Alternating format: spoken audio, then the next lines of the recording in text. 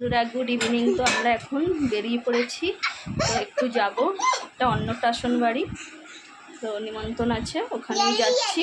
ওই যে সবাই রেডি হয়ে গেছি, তো বাড়ির সামনেই, বেশি দূর না। তো চলো আজকের ভ্লগটা দেখতে থাকো আর সঙ্গে থাকো, আর ওখানে গিয়েই দেখা হচ্ছে। তো দেখো গিফটটা আমি হাতে নিয়ে নিয়েছি, তো চলো যাওয়া যাক।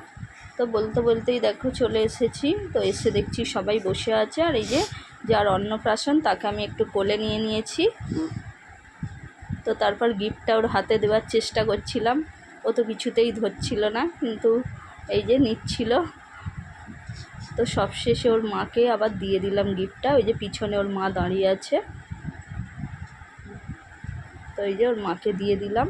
তো তারপর দেখো এইভাবে ডেকোরেশনটা করেছিল, তো ওটাই তোমাদের সাথে শেয়ার করলাম। আর এখানে দেখো কফি আর পকোড়ার স্টল বসেছিল, আর ওখানে আমরা একটু খেয়ে নিয়েছিলাম। তো তারপর অনেকটাই রাত হয়ে গিয়েছিল, তো এখানে এই যে খাওয়ার জন্য আমরা সিটে দেখো বসেও পড়েছি।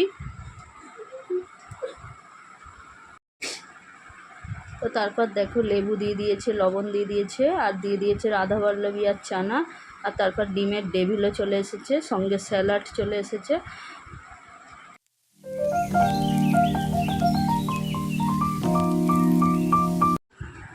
তো খাবারগুলো খুবই টেস্টি ছিল। তো তারপর খেতে খেতে দেখো আমাদের পাতে চলে এসেছে রাইস, তো তারপর দিয়ে দিয়েছিল কাতলা কালিয়া, তো এই যে কাতলা কালিয়া চলে এসেছে। তো তারপর চলে এসেছে চিকেন কষা, তো মেয়েও এই যে পাশে খাচ্ছে আর ছেলেও খাচ্ছে।